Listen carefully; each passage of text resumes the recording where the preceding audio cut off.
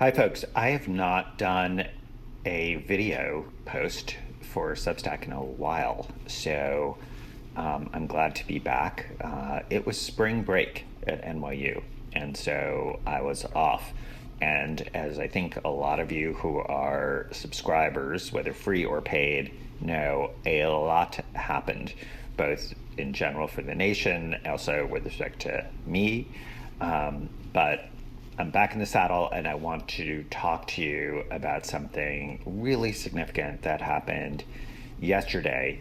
I know that probably sounds like, well, there was a lot that's happened yesterday, but I wanted to focus on a court decision.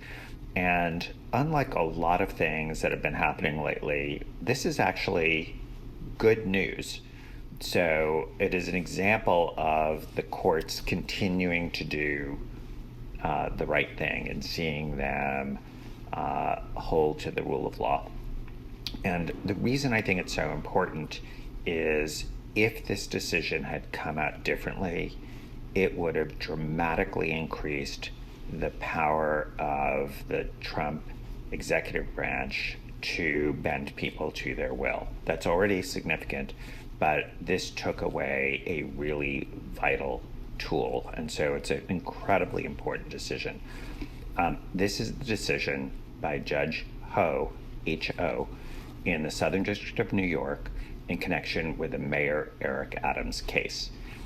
Let me give you a level set, as they would say in Washington, as to what the case was about, just to remind people. Eric Adams, during the Biden administration, had been charged in the Southern District of New York with 5 felony counts, including bribery and then various sort of campaign finance type charges. And Eric Adams had been awaiting trial. He had made various motions, as any defendant's entitled to do. And then the administration changed, and Eric Adams is reported to have gone on a bit of an effort to have Donald Trump issue a pardon, which he did not do, but instead we had the current executive branch in the Department of Justice move to dismiss the charges without prejudice. That's the key part, without prejudice. And when they made that motion, it caused quite a stir within the Department of Justice. As folks will remember, the head of the Southern District of New York, U.S. Attorney's Office, resigned. She had a very public letter that she had sent to Attorney General Pam Bondi explaining why she thought this was an improper move and inappropriate to use the criminal law to bend a local official to their will, to, as she said, it was a quid pro quo, in her view, to dismiss the case, but to do so only essentially on the condition that he adheres to the federal immigration policies of the current administration. That's sort of the key issue here, is the idea of using the criminal law to bend somebody to their will, to get them to do what it is that the current administration wants to do. Remember, this is a public official in a locality, near the largest city in America, New York City. But it could be true of anybody. It could be a federal official, a member of Congress. It could be a major corporation. This was the main idea that led Danielle Sassoon, the head of the Southern District of New York, to say, no way that I'm signing on to this. She thought it was a sort of blatant quid pro quo, or what she said was, I think, tantamount to a quid pro quo. And she said that happened at a meeting with Eric Adams' counsel, with Emile Bove, who was then the acting Deputy Attorney General, and various members of the Southern District of New York U.S. Attorney's Office. Famously, that is a meeting where career people took notes, and Emile Bove is reported to have ordered that those notes be left there. And so we don't know what those notes say. Presumably, they would back up Danielle Sassoon's account. It should be noted that Emile Bove and Eric Adams' counsel have denied that this was a quid pro quo, but that's sort of the state of the record. And so you have this motion to have the case dismissed without prejudice, which means that if that were granted, that the government could at any time and for any reason reinstitute those charges. That's the so-called choke chain that the government would have on this public official. Because the case could always be reinstated if he was displeasing them in some way, and there were various statements by Trump officials that suggest that they understood that was essentially the arrangement. Various other people resigned as well. People in the public integrity section in Washington that does public corruption cases for a living refused to sign on to this as well. So quite a big deal. It's to state the obvious, not normal. It just is not normal to see career people resigning. So next part of the story is that a few weeks later, Eric Adams made a motion that you'd think he would have made earlier, which is to say that the case should be dismissed with prejudice. And that obviously is a better outcome for him, because it means the case can't be reinstituted, but it also removes the choke chain and the key sort of problem with what the government was trying to do here. That all set up the issue of what should Judge Ho do with this motion that is pending for the government saying dismiss without prejudice, Eric Adams at first joining with that, but then later saying dismiss with prejudice. The judge asked an amicus, a friend of the court, to file a brief. That was Paul Clement, and noted Supreme Court advocate, traditionally sort of mainstream Republican causes. And he said that it should be dismissed with prejudice, not without prejudice. And so Judge Ho issued his decision yesterday. I highly recommend it. It is quite lengthy, but I'm going to read sort of key parts to it. And I think the most important thing for people to remember is Judge Ho, under the rules, has very, very limited discretion. Because many people listening to this might be thinking, well, why didn't he just deny it altogether and require that the case go forward? And the answer to that is, under Rule 48 of the Federal Rules of Criminal Procedure, it is really hard for the judge to be able to do that. Here's just a practical reason. The executive branches are the prosecutors, and so if you just order them to go forward, they can, and say, I'm not dismissing the case, they can be like, well, we don't want to. I mean, like, or they can do a really half-assed job, or they can slow walk the case. I mean, it's really hard for a court to order a case to go forward when the people who are going to prosecute it don't want it to go forward. A second is, I think that Judge Ho would get reversed by an appellate court, because that issue of who to prosecute and when to prosecute is one that has given enormous leeway to the executive branch.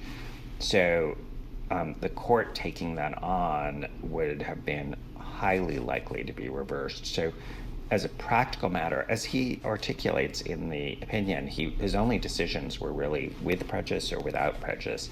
And ultimately what he decided was that this case was going to be dismissed with prejudice, and he rejected the government's idea that this should be without prejudice, that they should have this choke chain.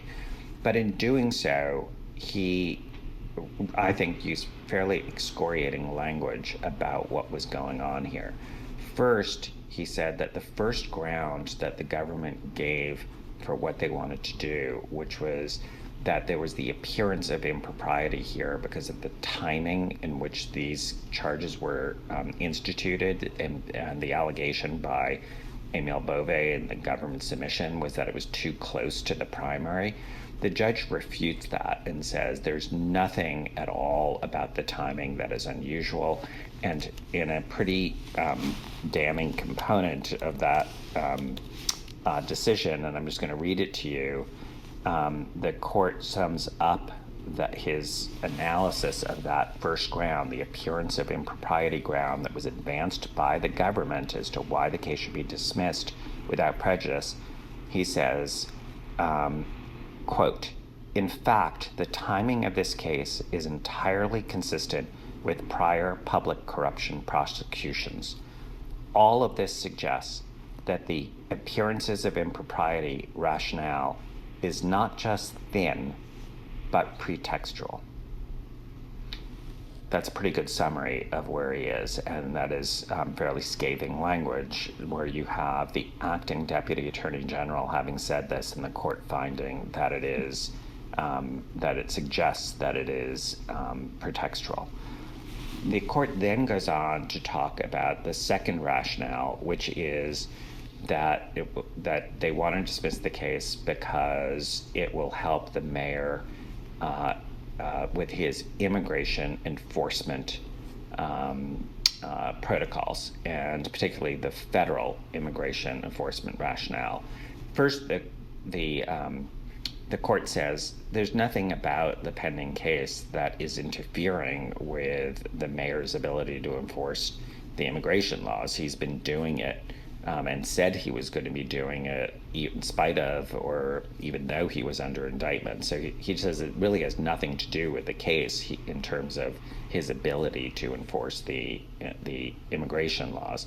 But he said the real issue here is this issue of the sort of quid pro quo, the choke chain that having the case dismissed without prejudice would create.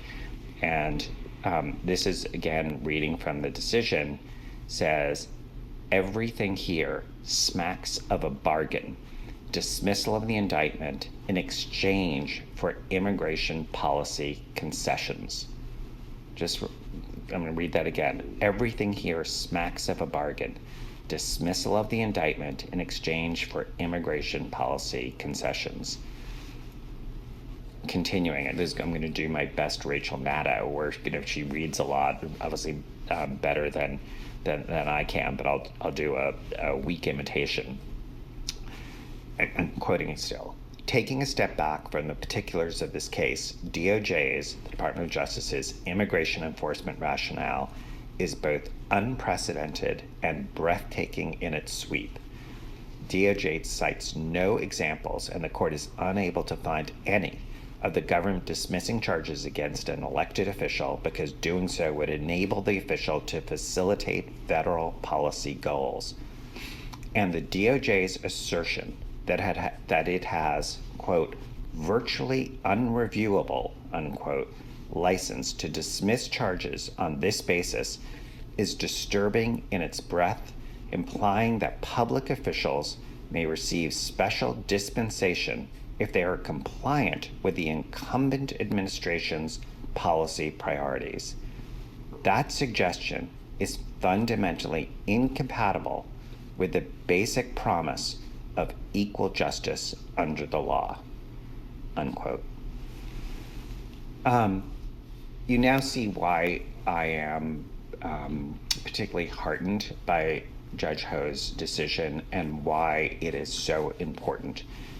Because he is getting at this idea of using the criminal justice system to get people to adhere to the policy preferences of the administration. And that is the reason, and this court notes that is and the court observes this, that is why you saw so many career people refusing to be a party to this. And you also can see that the scope of this power is like the loaded gun in a Chekhov play, where it is giving a power to the executive branch that for sure is going to be used more than a loaded gun in a Chekhov play. And so this was such an important decision to have it ruled against the government's ability to do this. Does it forestall the government completely from trying to use this in the future? No, this is one district court judge. It remains to be seen whether the government will appeal this or whether they will think that they can still do this, but in other courtrooms, because it's just one judge. And then finally, some of you might be thinking, what happens to Eric Adams if this case is dismissed with prejudice? And there, it pretty much ends the case, obviously, federally. The government had said, the Southern District of New York, that they were going to bring a superseding indictment, that is, add other charges. That obviously isn't going to happen anymore.